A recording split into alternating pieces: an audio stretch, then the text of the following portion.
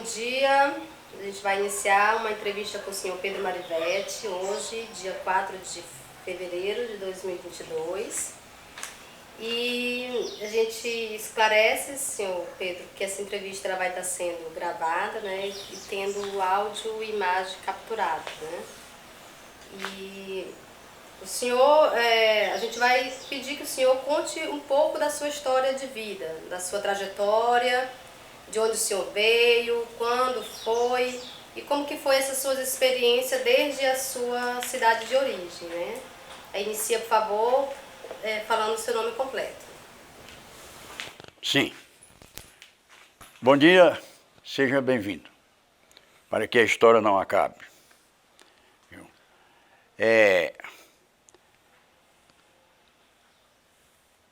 Nasci num lugar por nome São Mateus, Piauí.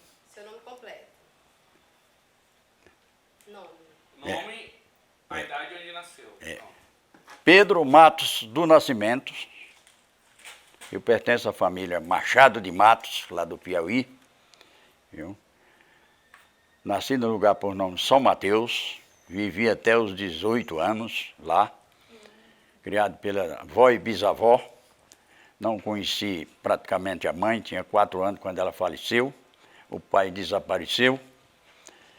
E aí, com 18 anos, eu resolvi sair de lá. Fui para Teresina, lá fui prestar serviço lá no quartel. Fiquei 1 ano. Depois saí. Depois que eu saí, eu fui para Brasília. E lá me encontrei com um grupo das Ligas Camponesas do Nordeste. Naquela época eu estava no auge e a verdade é que depois de nossa conversa eu passei a pertencer às Ligas Camponesas do Nordeste. E depois de isso na década de 61, 62, 63 e 60 eu cheguei em Imperatriz, porque tinha um movimento na Belém, Brasília, e nós viemos para aí, viu?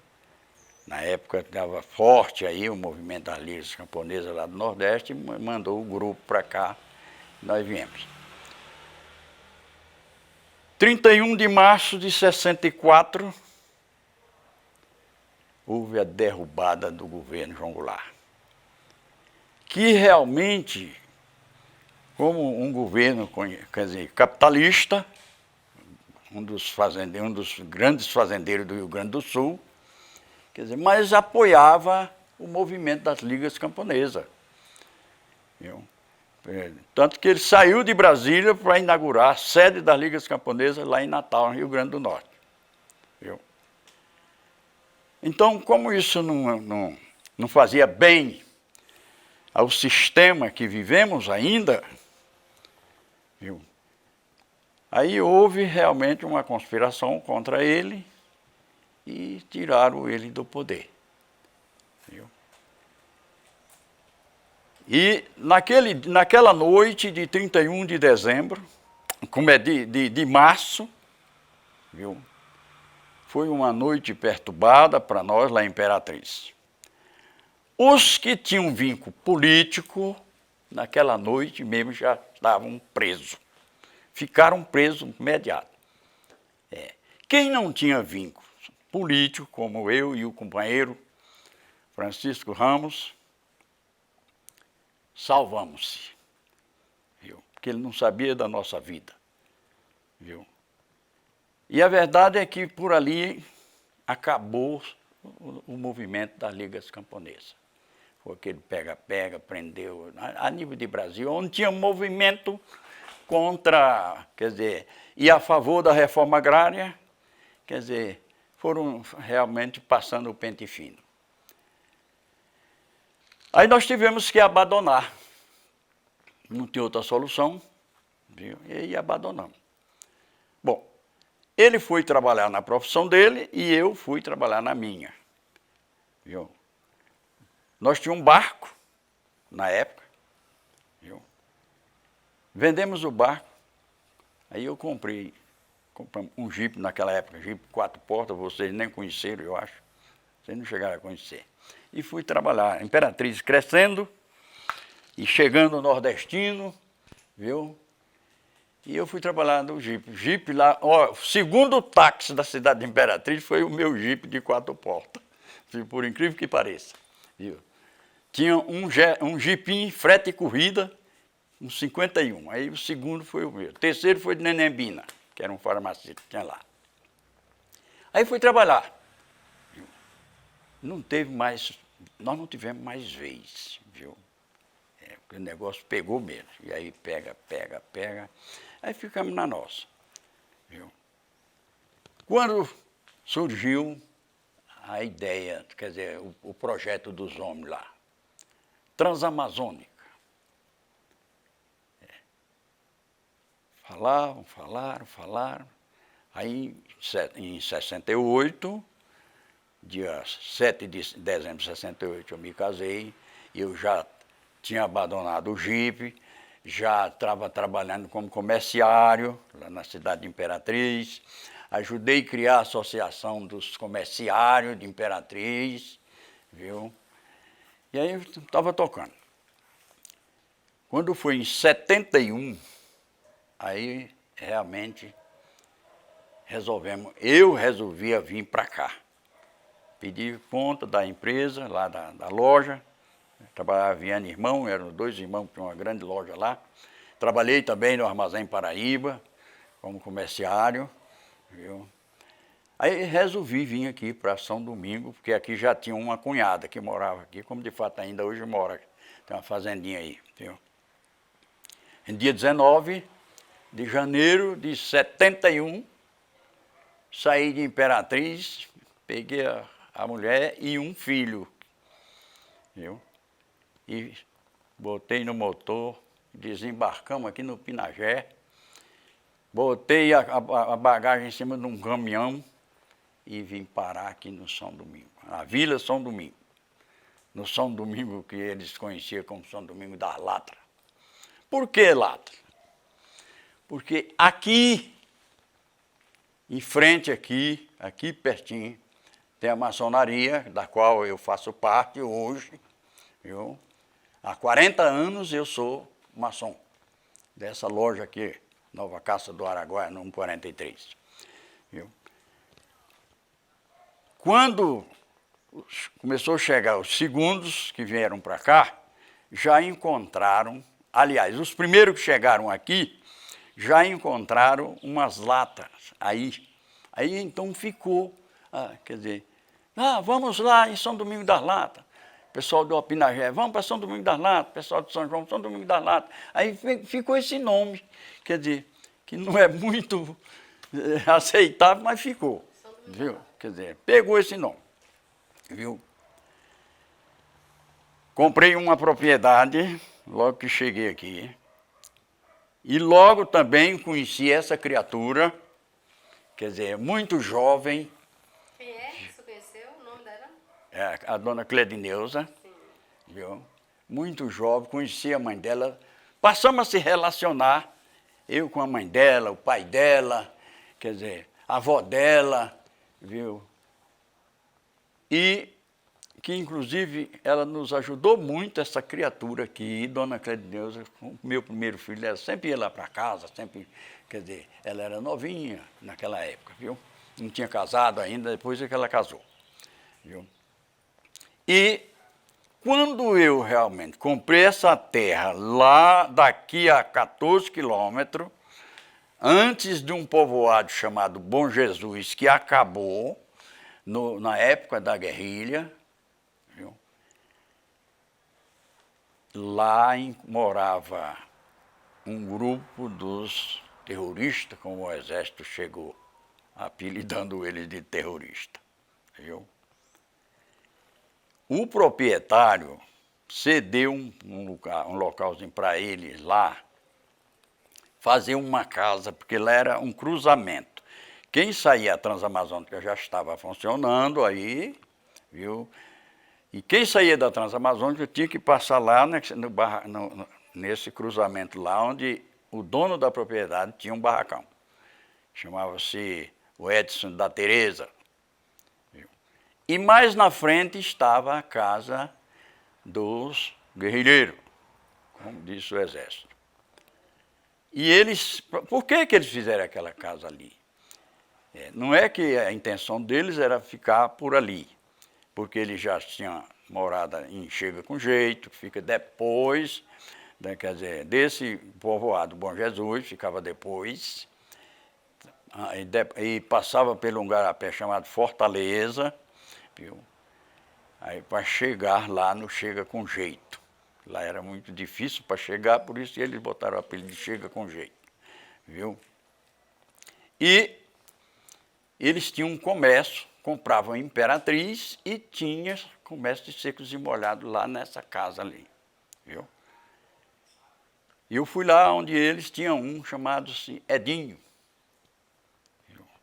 Conversei com ele, ele disse, não, nós não temos intenções de comprar, porque nós já temos na metade, que é o terreno da Dona Maria da metade, viu? Que hoje ele tocou para ela, né? Esse terreno. E temos, não Chega com Jeito, temos em Caiana, lá onde for, quer dizer, lá para o lado daquela região lá de Itaipavas, para lá, que era onde foi realmente aprisionado em 72, José Genuíno, viu? José Genuíno Neto. Então nós não interessa, viu? Tá, 60 dias depois da compra que eu fiz, eles mudaram para lá para Chega com Jeito. Viu? Bom, sumiram. Viu? Isso, quando foi em 72, aí o exército chegou aqui. 72 até que não houve tamanho, quer dizer, do nosso conhecimento, não houve quer dizer, tamanho espancamento, prisão, quer dizer, eles realmente entraram fardados, não se deram bem, viu, porque realmente é muito visado, não é?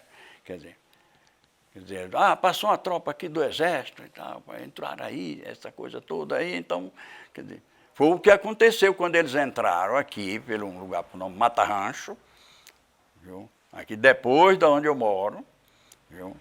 Que quando o exército chegou em 72, chegou lá no barracão do Chega com Jeito, não tinha mais ninguém.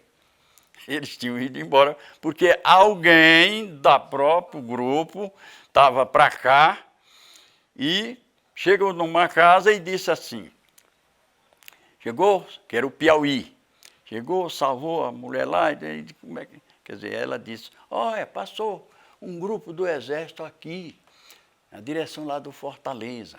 Aí ele realmente apressou, foi da vez que ele então pegou, passou pela vila, quer dizer, lá onde, na frente, ele deixou o morro, viu, antes de chegar onde eles, e lá avisou que o exército ia já em direção deles.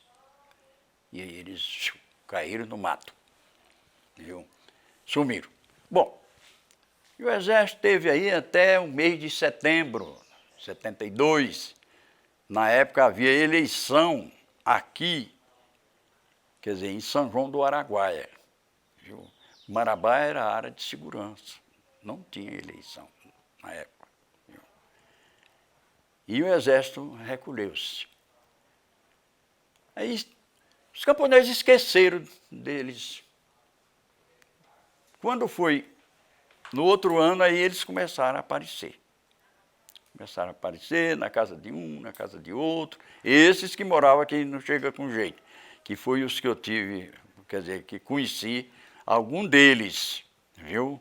Não vou dizer que conheci todos, porque o Oswaldão eu não conheci, e a Dina não conheci, e Antônio da Dina também não, porque eles ficavam lá para o lado de São Geraldo, aquela região lá, ficavam mais para lá, viu?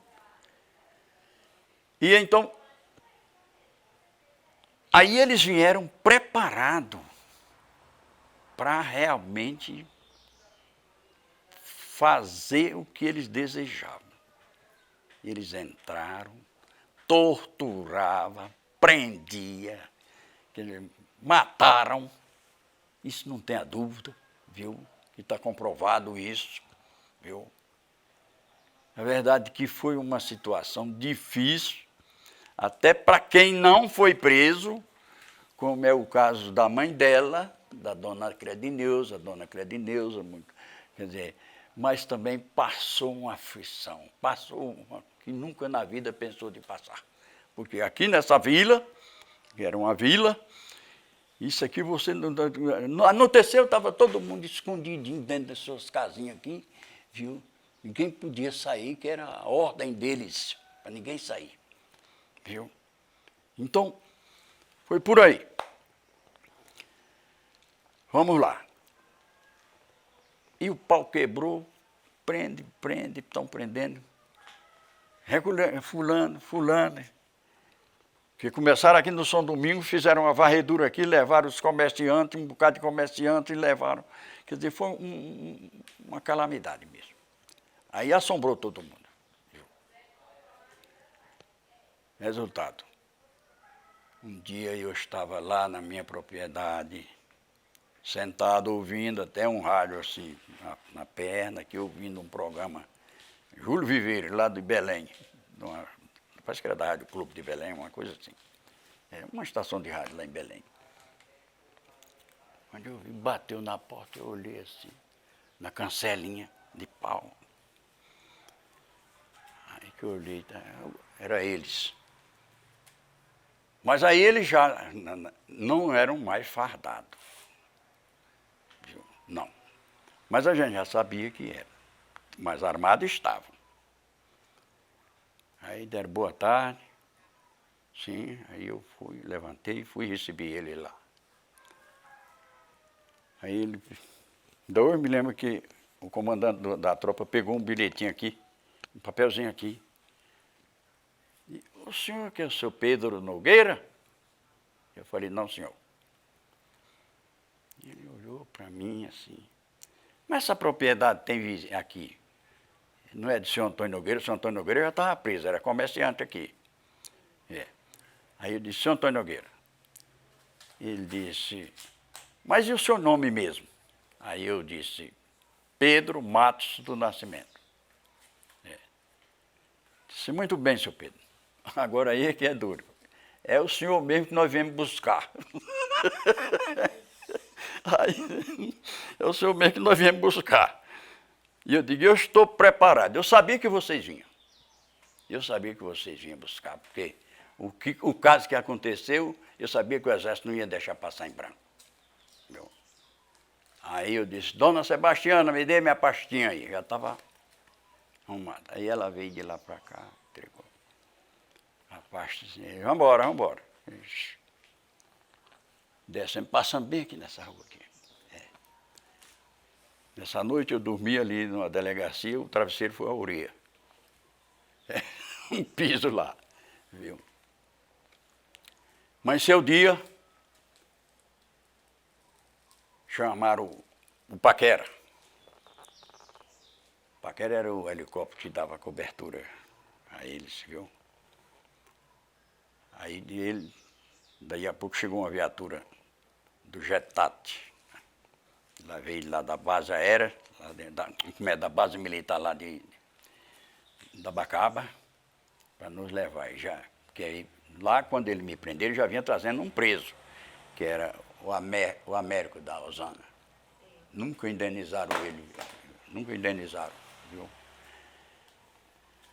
Aí nos botaram nesse carro, levaram para Bacaba. Chegou na Bacaba, descemos lá na base. Aí um caboclo, um baixinho, usava óculos Ray-Ban, bateu no meu ombro aqui e disse, baixinho, nós vamos para Marabá agora.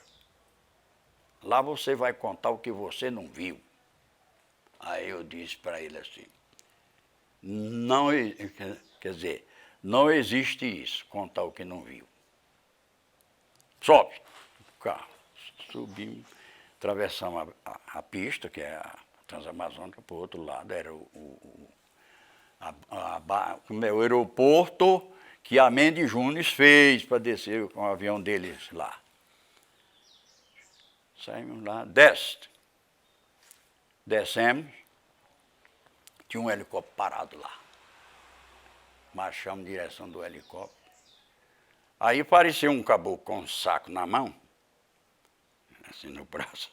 Aí disse assim, amordaça os homens. Aí um grandão assim, que aqui ao meu lado, disse assim, não. Se ele pular do helicóptero, azar dele. Se ele correr, nós metralha. É a proposta feroz mesmo, viu? Aí eu virei para ele assim, eu olhei para cima assim, que ele era grandão. Aí disse para ele assim, doutor, que todo mundo aí era doutor. Ninguém sabia, quer dizer, não conhecia pela patente deles. Doutor, para trás vou deixando uma mulher com 2 crianças e pretendo criá-la. Pois vamos. Marchamos, quando chegou na escada do helicóptero, eu parei e olhei para ele assim e disse, embarco? Ele disse, pode embarcar. E eu subi a escada, rodei e sentei ao lado do atirador. Meu irmão, quando eu vi aquele disparato de bala, quer dizer, naquela esteira, naquela metralhadora antiaérea, viu? Eu já conhecia aquelas armas, viu? Que tinha passado um ano lá no exército, lá em Teresina, já conhecia. Eu fiquei só olhando ali e pensando, mas para que isso? Para quê? Para matar, quer dizer, as pessoas. E eu pensando comigo. E aí ele decolou e descemos ali em Marabá. Ali hoje, onde é quer dizer, o DENIT, que tiraram, dividiram ali, ficou parece com a parte que foi tombado. Eu não sei se realmente consideraram, não sei, viu? Que fica do lado ali daquela Sumaúma, do lado de lá do Tacaiúna, ali naquela Sumaúma. Toda vez que eu passo ali, eu me lembro desse ato. O helicóptero desceu ali ao lado daquela Sumaúma, bem onde a pista está passando hoje. Ele desceu ali, quando ele desceu ali, porta aberta. Aí desce. Aí desci, que eu olhei para um lado, para outro aqui, estava cercado de exército. Eu digo, pensei assim, me tornei um homem perigoso, viu? Cercado de exército. Eu pensando comigo, né? Aí um cara abriu o portão, nós entramos. Foi logo que nós entramos lá. Viu? Veio um cara, nos chamou, levou o Américo para um lado, levou eu lá para detrás do prédiozinho, hoje está lá o prédiozinho. Um tempo desse fiz uma visita lá, ainda está lá o portão do mesmo jeito, viu? O portãozinho que se abria para a gente passar, viu? Aí foi um interrogatório, viu? Lá. E lá vai, ele me perguntando se eu isso e aquilo. No meio da nossa conversa lá, chegou um e fez uma interferência. Olhou, disse, não tem nada que eu sei a seu respeito. Eu também não dei atenção para ele, porque eu sabia o que ele queria. Ele queria que eu me desviar do assunto, viu? Muito bem. Terminamos ali, uma folha de papel com pauta, encheu, viramos o outro lado. Falei, pronto, depoimento. O que eu sei a respeito dos homens da mata, como você pergunta, é só isso. Viu? Se falar mais, não é verdade. Viu? Pois vamos. Levantamos, passamos para lá, para a sala de reunião deles, lá toda cheia de mapa da região. O cara veio de novo, fez a interferência. Depois nós vamos conversar. Você não falou nada. Já quem escreveu o depoimento disse falou muito. Viu? Foi a última vez que nós se vimos. Foi a tardezinha, nessa hora. Vamos lá para o quarto. Fomos lá para esse quarto, eu e o Américo. Daí a pouco chegaram com 2 caboclos, de lá de Conceição do Araguaia, e entraram com esses caras no pontapé. Rapaz, não precisava aquilo, gente. É uma ignorância que não tem tamanho, negócio daquele. Tratar o ser humano como trata. Não existe isso. Não era para se tratar as pessoas daquele jeito. Viu? E aí, quando já à noite, chegaram com uma velhinha. Olha só, a velha. Ela que conhece demais, conheceu demais. A velha do Pedro Carretel. Ficou comigo lá na prisão, lá nessa noite. Dormimos lá num quarto só lá. Viu? Aí logo levaram ela para lá, para a sala de tortura. Tinha uma sala lá no DNR, lá de tortura. Viu? Não é que bateram na veinha, rapaz. Meteram a palmatória nela, bateram. Quer dizer, a veinha chegou chorando lá. E aí, eu não tinha outro jeito a não ser ficar quietinho lá também, porque senão entrava no cacete. Viu? Pois é. Mancemos o dia, rolou o dia, e pega. E eu observando, as portas eram abertas. Quer dizer, as portas, que era um corredorzão, mas lá tinha um guarda, lá no saída tinha outro guarda. Como é que a gente saía? Quer dizer, a janela tudo vedada mesmo, que não tinha como você sair. Viu? Aí foi o primeiro dia, segundo dia, no terceiro dia, e todo dia tinha tortura. Toda noite, era durante a noite, tortura. Torturava os camponeses. Chegando gente preso, chegava, e eu observando aquilo lá. E nós lá. Quer dizer, uma fome danada que nós passamos lá nessa prisão. Quer dizer, ainda bem que um preso que estava na cozinha, lá, nos dava um feijãozinho fermentado com farinha de polvo, e aí a gente comia. E aí bebia aquela água. Viu? E o que perguntavam para vocês? Por que vocês estavam... Não, o meu depoimento eu prestei lá, e aí eles me largaram de mão. E os outros, por que estavam sendo torturados? Quais eram as perguntas que eles... Não, os outros eu não via. Não, ninguém chegava neles lá para ouvir, viu? Não. Ficava mais de um ou dois só lá na sala de tortura e eu vi. Olhei assim, cheguei na porta e olhei assim, no batente da porta, olhei e vi dois caras lá dentro, caído, um caído e outro sentado no chão. Viu? O pontapé lá é feio. De cá eu estava observando. Porrada.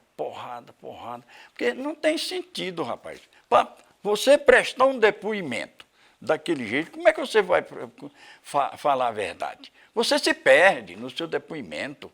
Eles pegavam o cara, assim, bola, assim, puxava e jogava. Pá. Pronto. Pisando. Tortura. Seu Pedro, essas torturas, o senhor disse que elas aconteceram no DNER, né? Que é o Departamento Nacional de Estradas e Rodagens, é isso? É onde funcionou o que ficou conhecido como Casa Azul. Sim, exatamente. E além disso, esse eu não fui lá. Tinha um porão lá, viu, com a grade, que eles pegavam o cara, jogavam lá, e tinha uma grade, viu? Esse eu não vi, só a notícia, viu? E aí acaba gritando lá, jogavam, mandavam jogar uma água nele lá para refrescar ele lá dentro. Lá.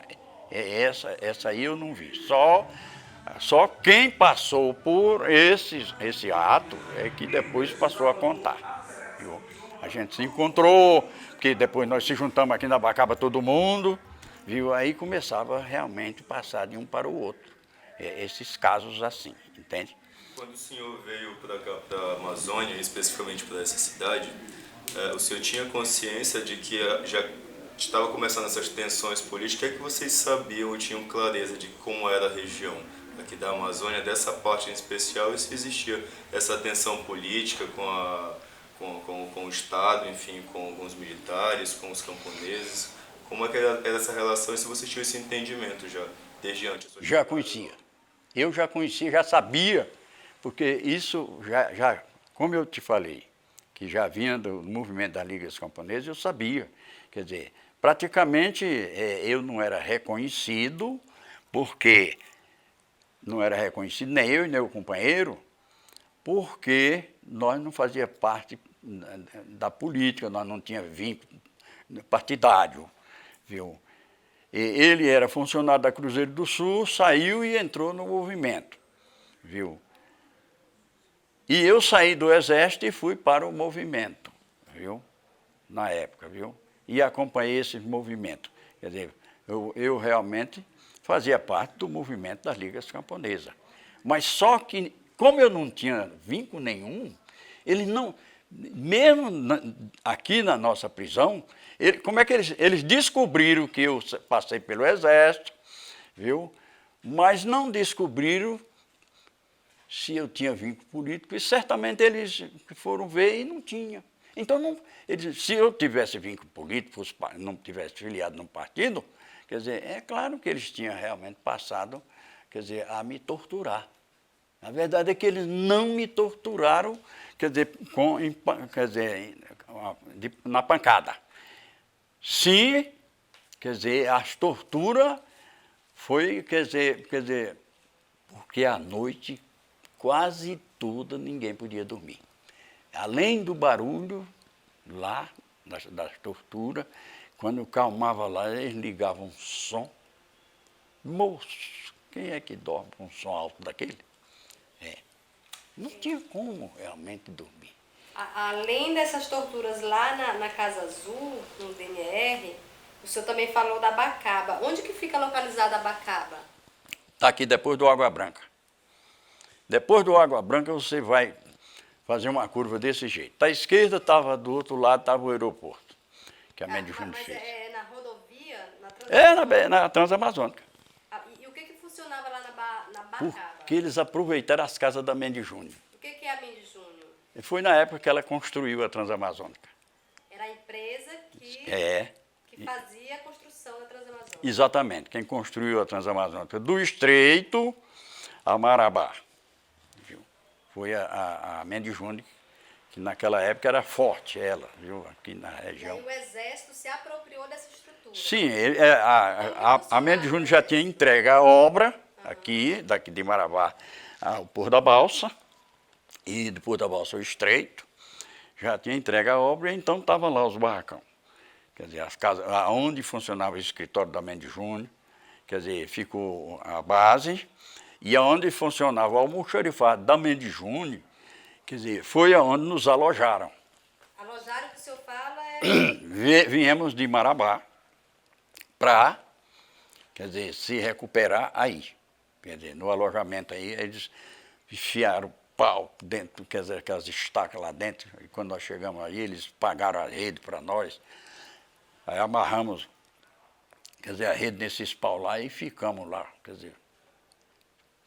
Voltando lá, quer dizer, nos 3 dias de lá dentro, no terceiro dia à noite, me levaram para a beira do Tacaiana, lá embaixo, uma caminhonete cheia, viu, de prisioneiro. Lá, numa cadeia velha, que já tem uma porcaria, uma imundice, nos botaram lá. E todo preso que eles mandavam do DNF tinha que passar por lá. por Bacaba? Não, por essa cadeia velha na beira do Tacaiana. Lá nós ficamos 13 dias lá nessa cadeia bagunçada lá. O que funcionava lá? Lá era uma antiga delegacia, abandonada, viu? Porque chega lá e tinha uma cozinha, uma sala, um terraço grande assim, e 2 quartos. Um quartinho menor e um maior. Esse maior, tipo um quarto de casal, vamos dizer, tipo um quarto de casal.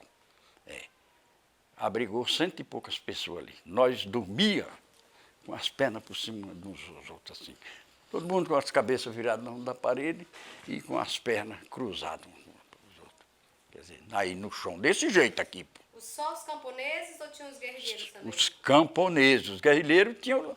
Não, nós nem vimos esse povo, não. Esse ninguém via, só nós camponeses. E prendia os camponeses por quê? Que todos moravam aí, tinha sua propriedadezinha. Todos que estávamos aí, que viemos de lá de nossas origens, quer dizer, é através da sobrevivência.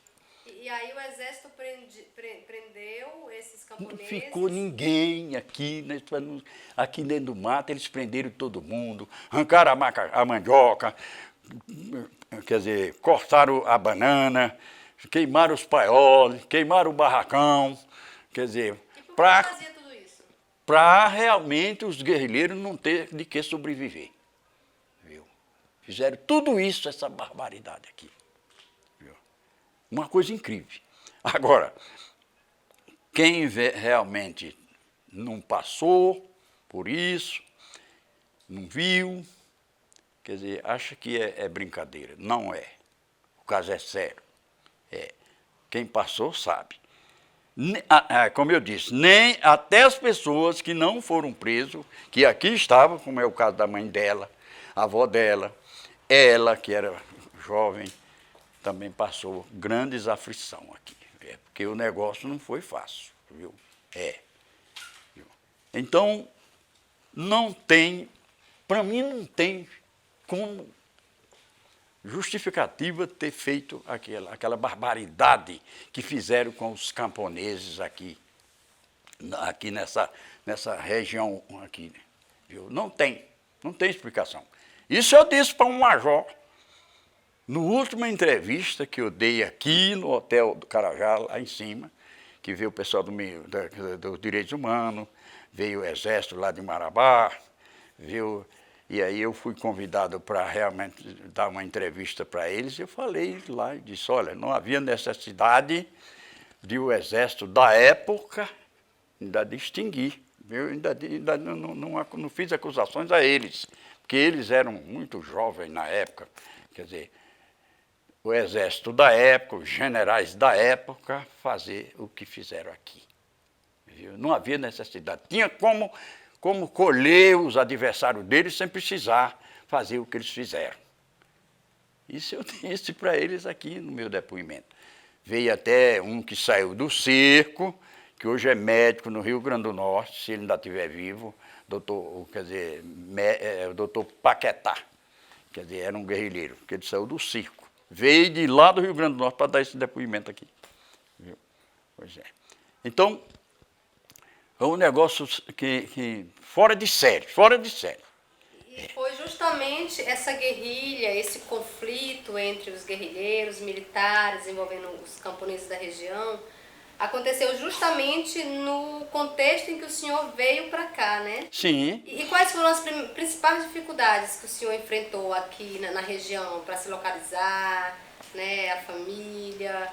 Para começar... Camponeses, além da guerrilha, né? Porque a guerrilha estava acontecendo, né? Quando eu cheguei não tinha. 71. Estavam ainda se organizando. Não, mas em 72 foi que eles entraram.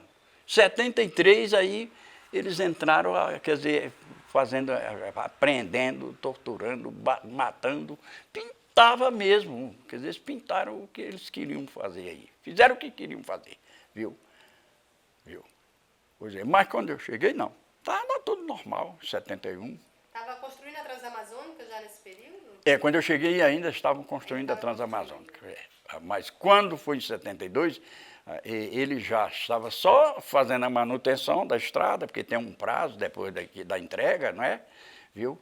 E eles ainda estavam por aí. Algumas pessoas da empresa estavam ainda aí dando manutenção.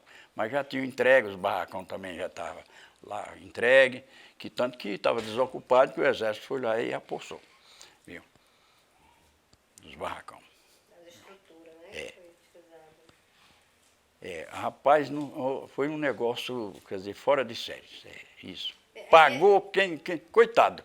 Eu, por exemplo, se você me perguntar, e você escapou da tortura? Escapei, sim.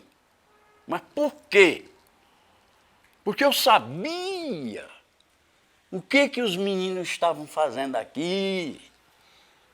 Eu sabia, eu tinha conhecimento, viu? O que o senhor sabia naquela época?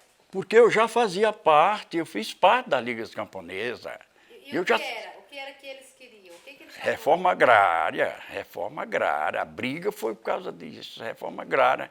E aí aqui mexeu na ninhada, aqui, e ainda hoje, aqui ministro morreu queimado. Aqui tem uma história.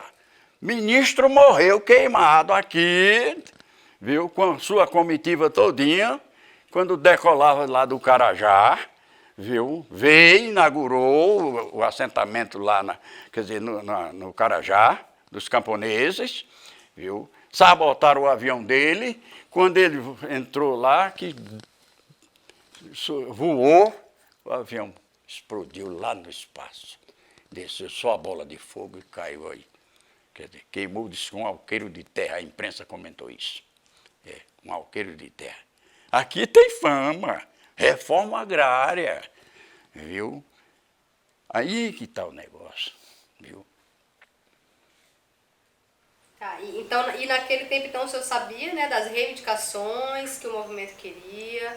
E o senhor, depois da guerrilha, depois de terminado, né, a guerrilha, ali já depois de 75... Como que o senhor continuou? O senhor se envolveu em algum movimento sindical, na luta pela Não, terra? aí eu já fazia parte do sindicato. Não, aí foi em 77, em 71, 77. Aí eu passei. Fiquei um ano fora, voltei para cá, comprei outro terreno, aí passei a trabalhar aqui. Aí me filiei em 77 no sindicato aqui. Era até aquele Lopes, como é o nome dele, Credineuza? Lopes? Viu, que era o presidente do sindicato. Na época ainda era São João do Araguaia, porque aqui era vila. Ainda era lá em São João do Araguaia, viu? Pois é, eu perdi o terreno, meus 20 alqueires de terra aí, eu não cobrei, não. Quer dizer, não constei no pedido de indenização, não constei. Perdeu como? Eles lutearam.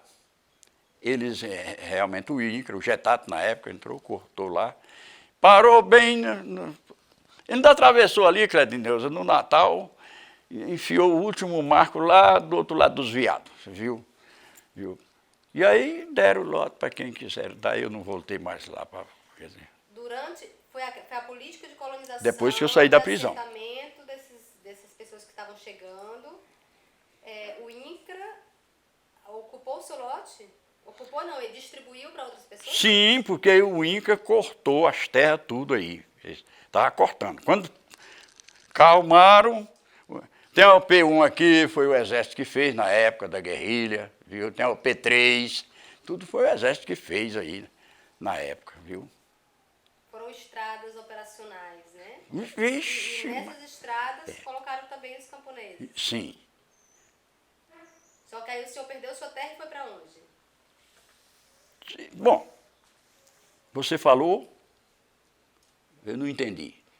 Tá, o senhor falou que perdeu a sua terra. Perdi. E aí, qual outra terra que o senhor foi trabalhar? Comprei do vizinho, comprei até do Cedilho, viu? Do seu Cedilho, viu? Do vizinho. Vendeu 10 alqueiros, viu? Até do outro lado, daquele garapé que passa de frente, que é o Natal, viu? Do outro lado. Viu? E as suas plantações, a roça, as criações que estavam na terra que o senhor perdeu? O senhor conseguiu pegar tudo? Não, isso essa eu lá? consegui. Eu salvei a minha criação, que era... na época, recém-chegado também, eu tinha só galinha, porco, não tinha gado, viu? E tinha só um animal, só para vir aqui, viu? E, quer dizer, essa eu recuperei, viu? Mas a terra mesmo, quer dizer, não, larguei de mão lá, viu? Quem ocupou a nova terra, a outra terra do senhor? Quem ficou lá? Não, eu não sei nem quem foi que eles botaram lá, viu? Não sei. Aí eu fiquei um ano fora, quando eu cheguei, voltei para a Imperatriz, quando eu cheguei, aí já tive que comprar esse pedacinho lá, 10 alqueires do Cedilho, aí passei realmente a funcionar de novo. Aí foi que realmente eu continuei a trabalhar aqui. Na Nova Terra, né? Aí o senhor tinha o quê? Uma esposa? Tinha quantos filhos? Hein? O senhor tinha uma esposa e filhos. Quantos filhos? Exato. Quando eu fui preso, eu tinha 2 filhos. Tinha um com 2 anos e um com 1 ano e pouco, viu?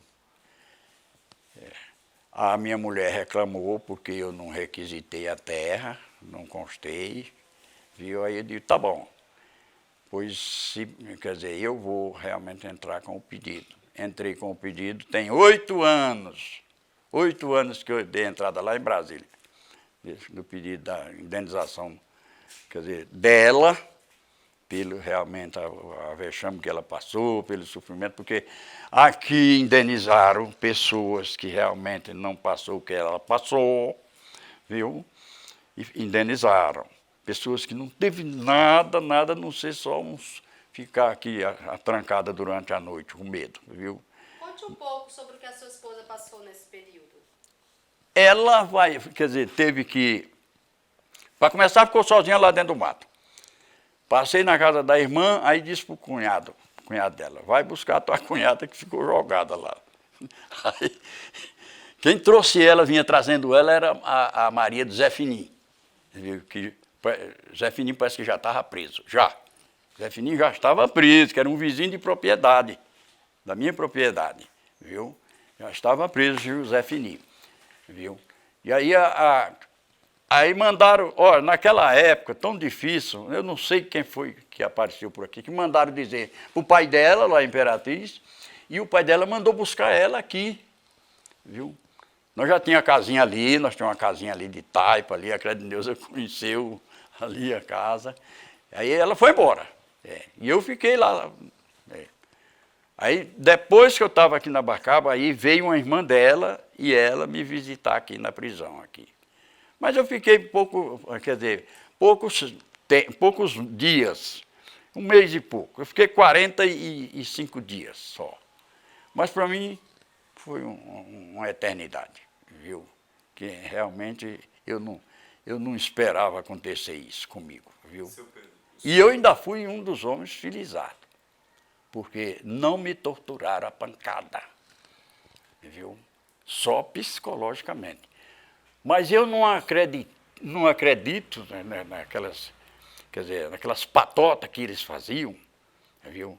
Passar empurrando uma maca aqui, com o cara todo coberto de sanguentado, quer dizer, não. Ok, se não falar a verdade, vai passar por o que isso aqui passou. Pronto, acabou. Tudo é um tipo de tortura. Psicologicamente o cara se arrasa, né? E eu não acreditei nisso, não. Não acreditei. Eu falei, então, isso aí disse para o vizinho, eu digo, isso aí é amedrontando a gente aqui, isso aqui não é verdade, não. Viu? A verdade eles vão esconder, e foi dito e feito, a verdade eles esconderam, até hoje, porque vocês vão ver aí nesse quadradozinho aí, o que o poderoso aí, da época deles aí, fez, viu? Vai dizer que 41 guerrilheiros, 10 ele diz que, quer dizer, morreram em luta. Mas 41 foi assassinado, foi fuzilado sem arma na mão. Está aí nesse quadrinho aí. Fuzilado sem arma na mão, viu? Está nesse quadradinho aí, você vai ver, viu? Tu já pensou? Os caras foram presos, depois que eles mostraram aonde ele tinha alimentação, quer dizer, alimentação, vamos dizer, produto enlatado, vamos dizer. Depois que eles adquiriram tudo isso, o exército adquiriu, viu? Eles, quer dizer, fizeram a fila e fuzilaram. Está aí a imprensa. É como diz aí, o Curió piou, viu? Abriu a mala, viu? E está aí. Viu? É incrível um negócio desse. O senhor falou que voltou algumas vezes, e em especial esse ano o senhor foi para Imperatriz. Qual que é a relação nessa época? Imperatriz é a sua cidade, né? O senhor veio, enfim, do Maranhão. O senhor ficou voltando. Como é a relação do senhor com a sua terra natal? O senhor tem sentiu muita saudade, viveu, chegou a olhar como um refúgio, ou talvez como uma outra possibilidade de voltar e largar essa guerra que estava acontecendo naquela época aqui, ou buscou se assentar como o senhor fez e ficou mesmo uma... Como é que era essa relação do senhor com a sua terra natal? Porque o senhor veio com 18 anos para cá, para essa região, né, da Amazônia. Você diz por que eu voltei? Sim, e como é que é essa relação? O senhor voltou algumas vezes, né, para lá, o senhor se via ainda como uma possibilidade de voltar a morar lá? Ou... Não. Eu fiquei lá um ano ainda, e 6 meses, depois que eu saí da prisão, tinha que se apresentar, de 15 em 15 dias, tinha que se apresentar bem aqui na Bacaba. Onde você estivesse. O problema é seu. Ele disse, o problema é seu. É que você tem que se apresentar aqui para assinar esse livro aqui. Viu? Aí, passado um ano, aí lá eu realmente não podia ficar parado. Aí eu fui trabalhar com um cunhado, quer dizer, numa caminhonete dele. Viu? Não podia ficar parado, viu? Depois aí que eu comprei essa terra aqui, aí foi que eu voltei para cá. E aí comecei o trabalho, a mesma atividade, plantando milho, mandioca, feijão, quer dizer, plantando arroz, viu que naquela época se plantava arroz aqui, viu, e dava muito, viu, e dava muito arroz, viu. Pois é. E aqui cada um tinha sua terra, cada um tinha sua Isso. plantação, tinha terra para todo mundo que estava vindo naquele contexto. Pois é. Depois que acalmou, em 75 já tinha acalmado tudo, quer dizer, foi considerado em 75. Quer dizer, porque a última operação do Exército aqui foi a Operação Limpeza. Quer dizer, que foi feita ainda pelo aquele que realmente não existe mais. Romeu Tuma, quer dizer, que era da Polícia Federal, era político também, senador. Ele foi quem veio com a equipe dele aqui para resgatar os cadáveres. E ele, se tivesse vivo, podia ser que ele dissesse onde colocou. Mas ele não está mais vivo. Mas o Curió também sabe onde está. Mas Curió não tem mais condição de dar entrevista para ninguém, viu? Porque está do jeito, quer dizer, que realmente tem que estar. Porque fazer o que ele fez, quer dizer, ele tem que pagar daquele jeito ali. Tudo, quer dizer, ir ruim e não falar mais, quer dizer, ninguém entende mais o que ele diz, viu? E ele ainda deu foi sorte aquela mulherzinha nova juntar com ele, viu? Para cuidar, tá cuidando dele lá na chácara dele, lá em Planalto, lá em Sobradinho, lá em Brasília, viu? Ele ainda deu foi sorte, viu? Seu Pedro, e naquele contexto, né, da década de 70, que quando o senhor veio para cá, o senhor tinha conhecimento da política do governo federal para desenvolver a Amazônia? O senhor tinha conhecimento de que estava acontecendo essa política de desenvolvimento da Amazônia? Ah, o que tinha. O senhor pensava sobre essa política? O que o senhor sabia sobre ela? Ah, tinha, através do jornal lá de Imperatriz, eles falavam a respeito disso aí. Até que eu esqueci a frase, integrar. Para não entregar. Para não entregar, isso. É exato. Tanto que ele pegou, e depois, quando eu realmente voltei, fiquei esse ano lá, eu fui até Taituba e eu conheci isso aí tudo aí, esses luteamentos tudo aí. Tanto que o general Médici, quando foi o autor da abertura, quer dizer, pegou os nordestinos e veio sameando eles aqui. Sim, eles deram assistência durante 6 meses, deram um rancho durante 6 meses, mas aí eles abandonaram.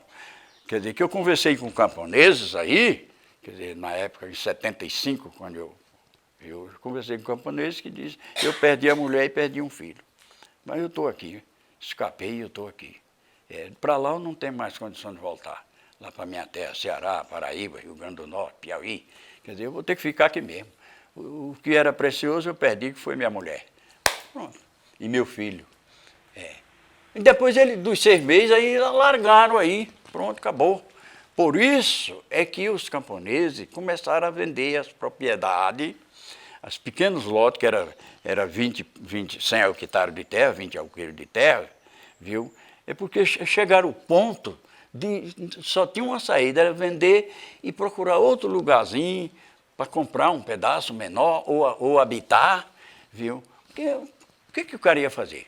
Durante 6 meses, tudo bem. Eles mandaram alimentação para eles. Aqui, os colonos que foi colocado, recebiam a alimentação. Depois de 6 meses, aí abandonaram. Aí a malária. Pronto. Na hora que mais precisava, foi a hora que eles abriram. Achava que já tinham cumprido com o dever. Não, foi o contrário. Colocaram os colonos, mas não deram assistência. Pois é, deram assistência. Nos primeiros 6 meses. Deram assistência durante 6 meses. Mas aí depois abandonaram. Aí o colono ficou numa situação doente, perdendo membro da família. Quer dizer, por isso que aí começou o negócio da venda. Aí vem lá, por outro lado, vem as pessoas, não quer terreno, não quer terreno. Não, meu amigo, depende.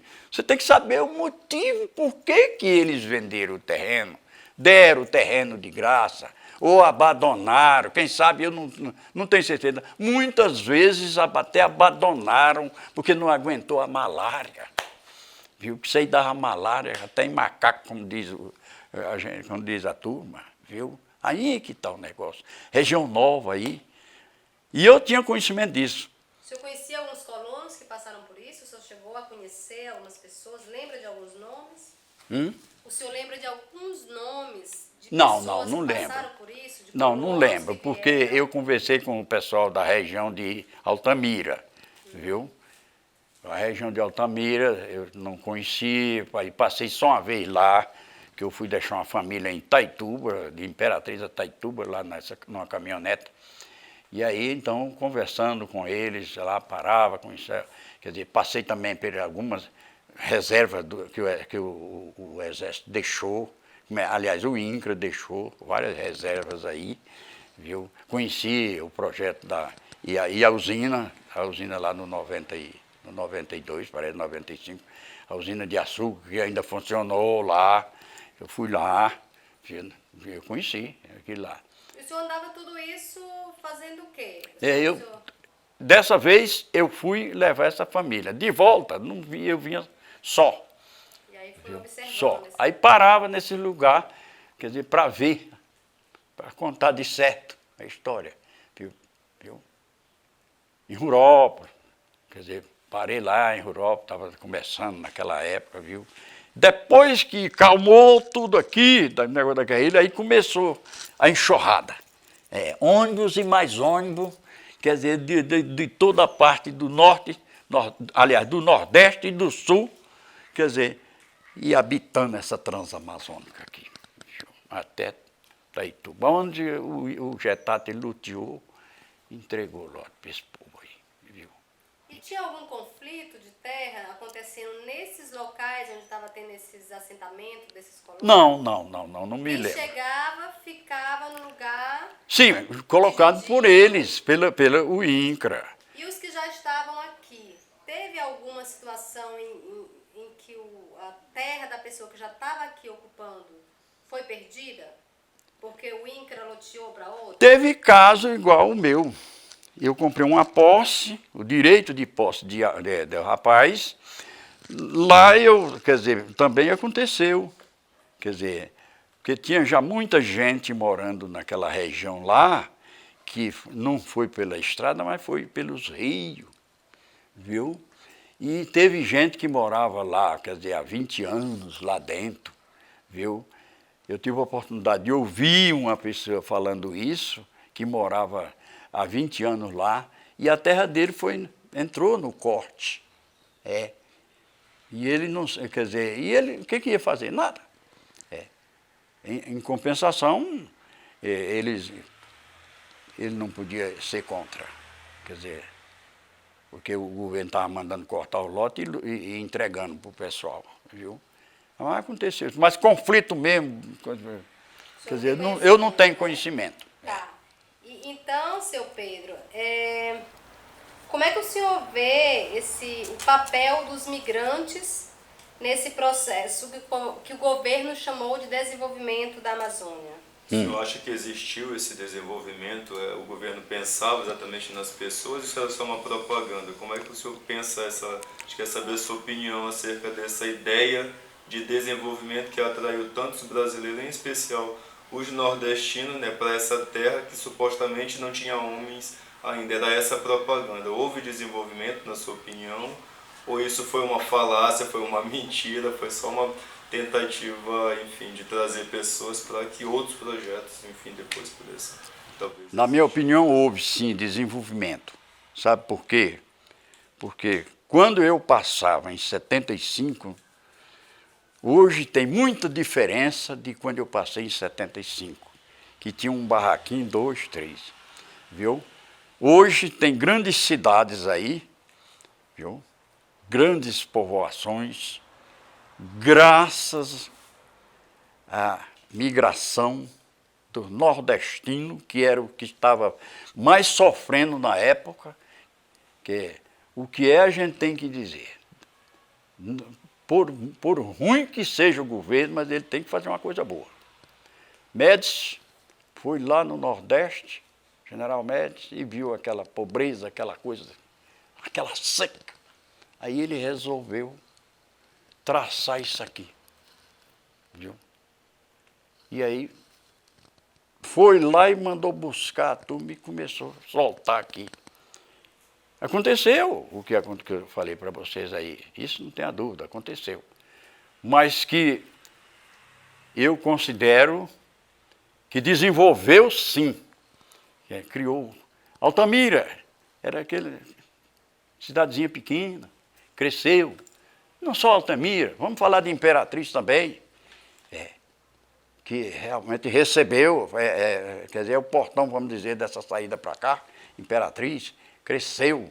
Marabá, quando eu passei em janeiro de 63, eu passava num barco em Marabá, indo para Belém, viu? Marabá era só ali entre os 2 rios, era só aquilo ali, não tinha, quer dizer, tinha só o início da Cidade Nova, lá do outro lado, umas casinhas lá, pouco, porque já estavam fazendo o aeroporto, tinha um aeroporto velho ali, quer dizer, já tinha um aeroporto velho, não estavam fazendo ainda o novo, ainda não, parece que ainda não tinham inaugurado o novo, viu? Então, a cidade nova lá, Novo Marabá, quer dizer, é a cidade nova, não é? Quer dizer, não era o que ela é hoje, viu? Marabá, não, quer dizer, não teve jeito, porque ali não tinha para onde crescer, já estava preenchido já, ali, mas cresceu lá e cresceu para cá. Entrou um prefeito aí, em Marabá, e realmente luteou aquelas terras que você viu aí, que vem saindo para cá, aquilo tudo ali, tudo tinha dono. Tudo tinha dono, viu? Mas teve uma coisa, não sei se a Cledneuza lembra do Capitão Hermano, não lembra. O Capitão Hermano foi interventor de Marabá, foi quem realmente mandou fazer rasgar aquelas quintas tudo ali do Mutran. Moço, isso foi meio que você rebolar um cacete numa casa de maribondo, viu? Viraram umas feras lá, viu? Teve pessoas lá dos Mutran que no outro dia ia andando dentro dos pastos lá, aí estavam os piquetes da topografia lá e pegavam na estaca e jogando. Mas essa desgraça vem dos infernos. Teve isso, aconteceu, os próprios caras da topografia que saíram contando essa história, viu? Saiu contando a história, viu o que aconteceu. Mas, aí vamos para a indenização. Quando foram para a indenização, eles acharam ruim, porque a indenização, depois que tirou todos os impostos que eles não pagavam, que era o dono que mandava aí, eram os galegos, em Marabá. E hoje não tem, hoje, se perderam, acabou. Quer dizer, acabou, não existe. Ninguém nem veio falar nesse povo. E se tem, Aí ninguém nem vê falar. Só vê falar só em Júnior Multran, só era esse povo aí, viu? Então não resta dúvida, desenvolveu sim a região. Mas é aquele negócio, sempre cometendo erro. Sempre nossos administradores cometem erro gravíssimo. Na sua opinião, quais foram esses erros? Um dos erros que não, quer dizer, para mim não justifica. Viu? Você tem que desmatar 80% para poder receber o título dessa terra. E aí os caras compraram motosserra e desgraçaram naquele mato lá e deixaram por terra. Aí está aí o problema. Está vendo? Hoje, quer dizer, é que eles despertaram que foi um erro que cometeram. Porque pelo menos eles tinham que ter dito, você tem que desmatar 40%, 60% do seu lote tem que ficar como reserva. Não é? E aqui você vai ter que viver com sua família aqui nesses 40% do seu lote. Não. Desmata 80% para poder receber o título da terra. Quer dizer, um erro gravíssimo. Eles reconhecem isso. Não reconhecem porque já morreram. Quem fez isso já morreu. Isso não tem adulto, já morreram tudo. Os generais que realmente comandavam na época aqui, se tiver vivo, parece que tem um general Bandeira que ainda está vivo, mas não presta mais para nada. Eu acompanhei isso direitinho, o passo deles, viu? Acompanhei, estou acompanhando Curió, porque desejando que ele viva muito, quero que ele viva muito, que é para ele pagar a conta. Tá longe ainda, tem muita coisa para pagar, viu? O que ele fez aqui, viu? Olha, o que eles fizeram aqui foi o maior erro da história. O maior erro. Quer dizer, e lá dentro das Forças Armadas tem uma ordem, tem uma palavra que se diz assim, ordem errada não se executa. Por que fazer o que eles fizeram aqui? Os comandantes da época tinham que ter mandado eles para cá para pegar os adversários deles, que eram os homens que não concordaram com a ditadura militar, viu? Eles tinham que ter mandado para eles e diz, preserve os habitantes. Pegue os homens e não mexa nos habitantes. Era isso que ele tinha que ter feito. Não era ele chegar e dizer, passa o pente fino. Sabe quem me falou, passa o pente fino? Geraldo da Colol, vítima também, disse que o comandante da 4ª Região, que é em Manaus, quer dizer, autorizou, passe o pente fino. Ah, meu amigo, mas ordem errada não se executa. E eles fizeram essa loucura, quer dizer, torturaram, mataram, pintaram o que eles... Fizeram o que não devia fazer. Essa é que é a verdade, viu? Seu Pedro, o senhor, então, falou algumas experiências que o senhor viveu aqui na região e em algumas situações em que envolveu a Transamazônica, né? Falou de alguma estrutura que o Exército montou nas estruturas do próprio Estado, que estava situado na Transamazônica, né? Como a base de Bacaba, a Casa Azul. Falou também dos projetos de colonização que o senhor identificou, alguns problemas. E como é que, o que para o senhor essa Transamazônica significa hoje? Quando o senhor lembra da Transamazônica, o que vem na sua memória? O que significa? Não devia ter sido feita, se quisesse preservar a Amazônia. Não era intocável isso aqui. Mas como é que nós ia como nós estávamos indo?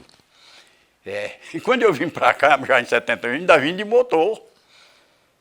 Tinha que ter os linhão, viu? Pois é, para extração, quer dizer, do que fosse necessário na selva. Quer dizer, a Transamazônica, quando foi aprovar o projeto, quer dizer, teve uma parte dos deputados que não aprovou, que não aprovava. Quer dizer, era para ser feito fluvial. Pelos rios. Isso aqui não era para ter tocado. Esse monstro verde não era para ter tocado nele. Bastava ficar nós aqui mesmo como estávamos, viu? Como estávamos aqui, porque todas essas pessoas, não falando na família dos Ferreira, que chegaram, ninguém sabe em que ano, só se for ver lá, viu? Quer dizer, e vieram através de garimpos, a Pinagés, vieram o garimpo do Ipixuna, depois de Tupiranga, lá perto do Curuí, garimpo de Clementino, lá ali perto de Imperatriz, e o garimpo quer dizer, de Taguatins, também lá no Rio Tocantins. Vieram tudo, essa população veio vindo do Nordeste, entrando, tudo através, vinha de Sacas Costa, o cara saía de lá, do Piauí, de Sacas Costa, viu, para vir para o garimpo de Xambioá, viu, descia lá em Araguatins, vamos dizer, pegava um motor subindo para ir para, quer dizer, a Xambioá, viu. Eles achavam que só desenvolvia o país se fosse cortando isso aqui. Foi a única solução que o presidente achou, foi essa. Foi mandar cortar isso aqui. Mas foi advertido. Foi advertido que não era para tocar nisso aqui. Viu? Mas aí vieram com aqueles slogans lá, né? Viu? Bom, então... O nome do nosso projeto é 50 mais 50. Vou botar a máscara. Você pode ficar sem máscara. É 50 mais 50, exatamente porque a gente faz essa reflexão sobre o passado. A Transamazônica está em vias de completar 50 anos e a gente busca esse diálogo com as pessoas que viveram na margem, ou que trabalharam na construção, ou que chegaram um pouco depois. E os 50 anos que se passaram, mas a gente busca também uma perspectiva de futuro e entender o que pensam essas pessoas que passaram já esses 50 anos da construção, o que o senhor pensa para Transamazônica, para as populações, o que é uma perspectiva de futuro para o senhor? O que o senhor pensa que o governo, que as populações poderiam fazer para melhorar a qualidade de vida, enfim, das populações que aqui vivem? Qual é a perspectiva de futuro que o senhor tem? Dar mais assistência ao camponês. Viu?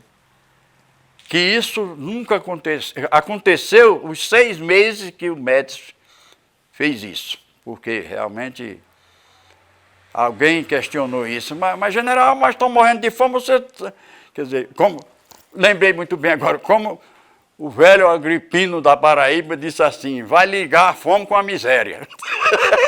Falou isso aqui. Vai ligar a fome com a miséria, quando o Médici estava mandando fazer a estrada. Então, quer dizer, nunca tivemos, o trabalhador rural nunca teve uma assistência adequada, como ele deve ter, viu? E eu não sei por que os governos deixam passar, quer dizer, faz de conta que não está acontecendo, não sei, mas precisava a gente ter consciência do porquê estava naquela terra. Precisava a gente ter consciência, viu?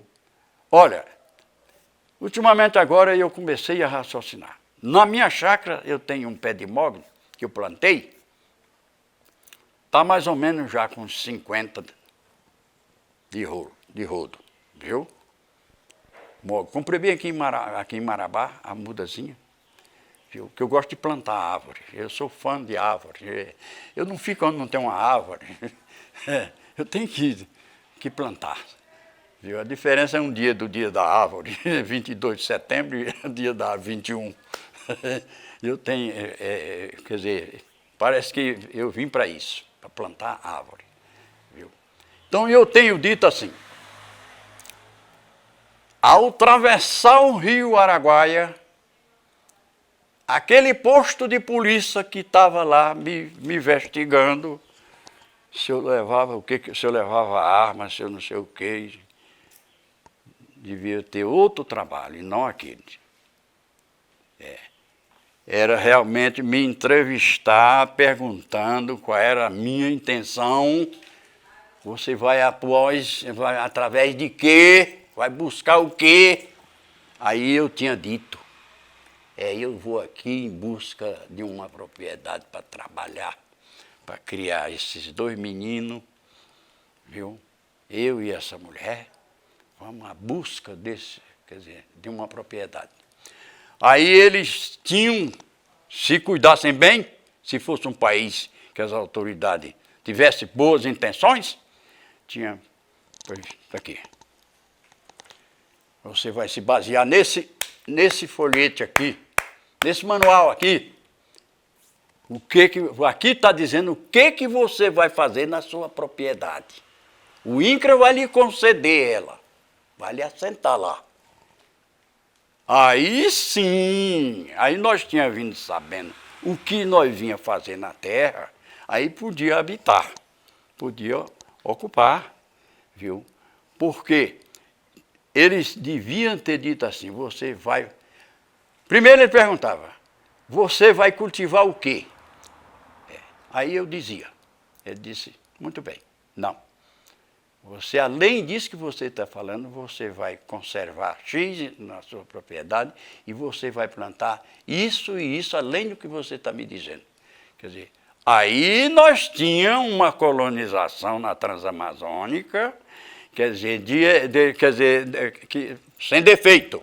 Estava todo mundo bem de vida.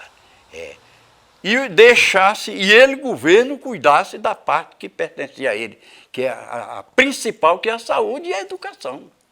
Viu? Não deixar nenhuma vila sem realmente ser um colégio. Tem, sim, tem colégio, tem por aí.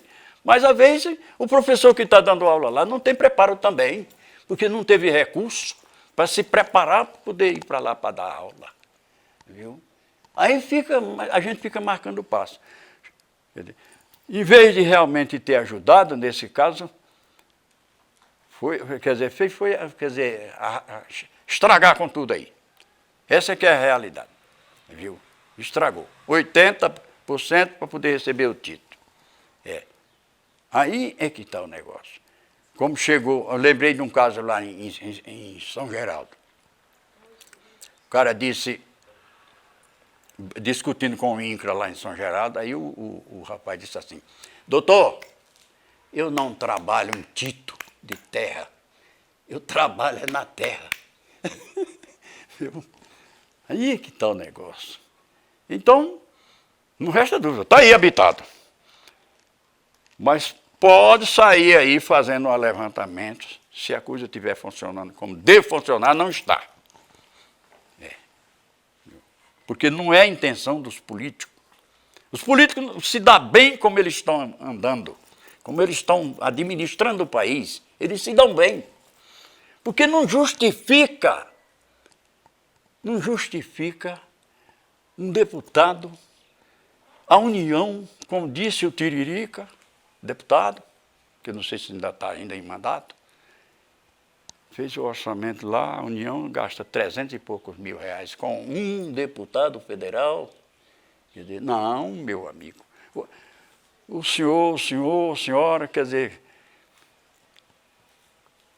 para ele ter um emprego aí, vamos dizer, no Estado ou na Federação, mas para você chegar no seu emprego, você tem que pagar do seu salário que lhe fizeram lá, que você ganha lá. Deputado tem tudo isso de graça, o que é isso? Então eles estão se dando bem, sempre se deram bem. Sempre se deram bem. Por que nós somos o que somos? Porque nossos tataravós que vieram foram, quer dizer, escravos. Escravo não foi só o preto, não. Escravo foi preto, foi branco, foi moreno, foi índio. Os únicos que realmente não aceitaram ser escravos, eles mataram os índios. Pronto. Então estão aí, eles estão numa boa. Não resta dúvida. Estão numa boa. Se chegar um deputado aqui, nós recebemos aqui nesse momento, tudo bem. Eles já são treinados. Eles vão realmente, se nós fizermos algumas perguntas aqui, eles já são treinados para deixar a gente aqui calmo. Viu? Então, o sistema, para melhor dizer, o sistema político desse país eu não concordo. Eu não concordo. Se querer, por exemplo, aí o cara diz assim, mas qual é o sistema que você concorda? Eu digo, se eles dessem assistência médica, se eles dessem, quer dizer, educação, como deve dar, tivesse uma lei obrigatória, quer dizer, aqui o menino, eu não sei se tem, Clédinei, eu sei que realmente é professora, eu não sei se tem essa lei dizendo que você tem que completar no mínimo a 8ª série aqui no país. Eu não tenho nem conhecimento disso, não sei. Eu acho que não tem. Eu nunca li a respeito disso. Porque eu li uma vez numa revista, que eu tenho pia de revista lá em casa, tem um paísinho aí na Europa aí, deve ter mais, não é? Que tem uma lei dizendo que a pessoa tem que fazer no mínimo a 8ª série. Porque aí não é considerado analfabeto. Viu? Um dia desses passou na televisão, nós estamos 11 milhões de brasileiros analfabetos. Viu?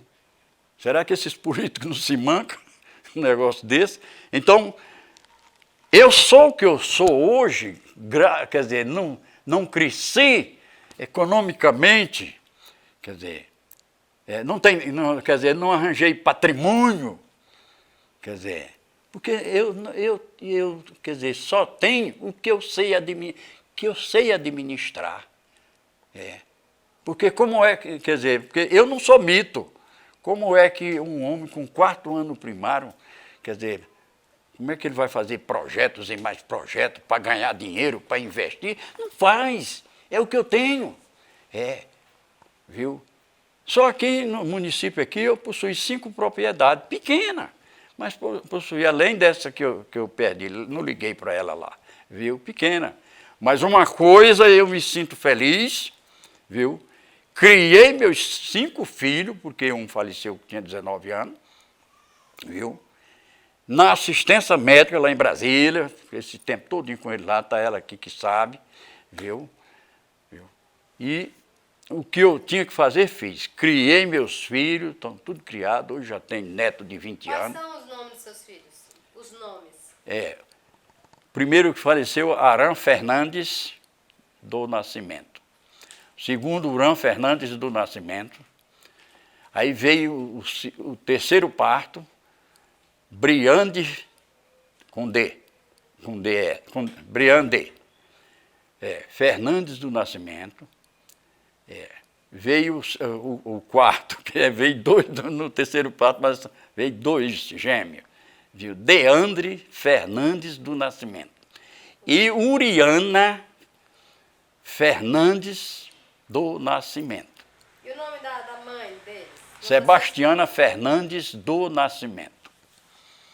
Viu? Muito bem, seu Pedro. Se o senhor quiser falar mais alguma coisa, mas as nossas perguntas, né, a princípio são essas. E o senhor se sinta à vontade também para falar mais alguma coisa que o senhor, de repente, esteja lembrando. Mas, quer dizer, minha amiga precisa de ser ouvido aí. Pois é. Então, às vezes as pessoas... Tem uma coisa, a minha amiga é muito religiosa e eu não sou. Tem uma coisa que muita gente aqui me conhece, diz, ele é ateu. Não sou ateu. Eu não tenho capacidade para ser ateu. Para ser ateu precisa ser um cara que tenha, quer dizer, sabe o que é filosofia. Mas que eu consigo as coisas, eu consigo. Viu? Eu tenho uma cópia da Associação dos Ateus de São Paulo. Me serve muito. Como? Porque eu passo a conhecer a verdade sobre o ateu. Viu? Aí muita gente chega para mim e diz assim, mas você não acredita que há Deus? Eu digo, você quer um Deus mais do que o que você está vendo? Não tem Deus. Eu digo, quem lhe provou isso? A prova é isso aqui, meu. Isso aqui, tudo que nós vemos, tudo que nós vimos aqui, para mim é um Deus verdadeiro que está nos dando essas árvores, que está nos dando esse arzinho. Viu? Para mim é Deus. Quer dizer, que o homem até hoje não sabe como se originou-se. Eu digo, olha, o religioso se dá bem com isso. Ele se dá bem. Os religiosos se dão bem. Viu? Não, mas você não é. Aí eles misturam maçonaria com religião. Diz que não. Eu digo, não. Quer dizer, se realmente os maçons tivessem o meu pensamento, todos eles tivessem o meu pensamento, nós mudava um bocado de coisa. Mudava. Mas tem muitos que é conservador. Tem muitos que não abrem. Então, nessa sua trajetória de vida, em nenhum momento o senhor participou de algum grupo religioso, de alguma... Já. Quais foram? Já, mas toda vez que eu protestava aí, dava desmantelo. Dava certo. Teve um ano que não teve festejo aqui, eu fui o responsável por isso. Desarticulou. Não, sabe por quê? Porque é engraçado. Teve um ano que eu não... Queria que ela tivesse para me ajudar o nome dele, do padre lá. Ele estava dando aula aqui na casa dos padres, ajudei a fazer a casa das freiras, ela também ajudou. Aí trouxeram as freiras para cá, o bispo mandou para cá, que muito respeito elas, porque quando as freiras estiveram aqui, Que ano? quer dizer, acabou em 75. Foi nesse período que a igreja... Elas estavam aqui recém-chegadas, praticamente. Ela aqui, que é muito religiosa, acompanhou o passo das freiras. E o senhor ajudou a construir, então... Pois é, nós que construímos a casa delas aqui, a comunidade aqui de São Domingo, que era pequena naquela época, tá aí ela aqui que fez parte, viu, da construção daquela casa lá, das freiras. Viu? Cledineuza, ela está hoje, é uma creche, é? Não, ela está servindo para negócio do Conselho Tutelar. É mesmo, Conselho Tutelar, muito bem, viu? Então, o bispo... Como é o nome do bispo daquela época, Cledineuza, que eu esqueci, hein? Dom Alano, exato, Tinha Dom Estevão, depois foi Dom Alano, Alguém, quer dizer, ele, dando as explicações aí, ele disse assim, eu disse, bispo, eu tenho por quê? Só porque eu fiz a pergunta a ele, e ele, quer dizer, achou que aquilo ali devia realmente não fazer o festejo naquele tempo. Eu estou dizendo aqui para ela, que houve um ano que não houve festejo e eu tenho culpa disso, viu? Porque eu perguntei, por que a igreja admite essas barracas, venda de bebida, de isso e daquilo, viu?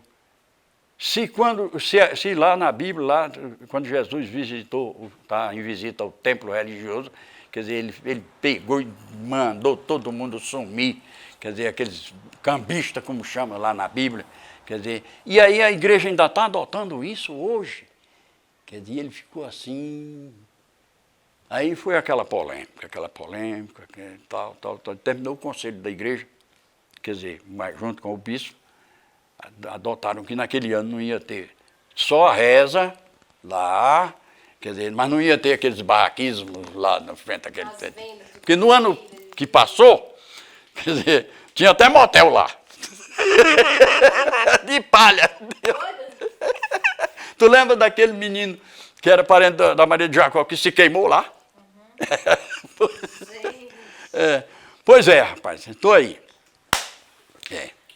Minha amiga precisa também dar o depoimento dela, vocês é que sabem aí. Mas é isso, a gente agradece o senhor pela sua disposição, pela sua contribuição e ficamos à disposição também. A gente vai organizar para divulgar esse material, ele vai ser público e vai gerar em outras obras aí. Ele falou uma coisa agora que está me despertando.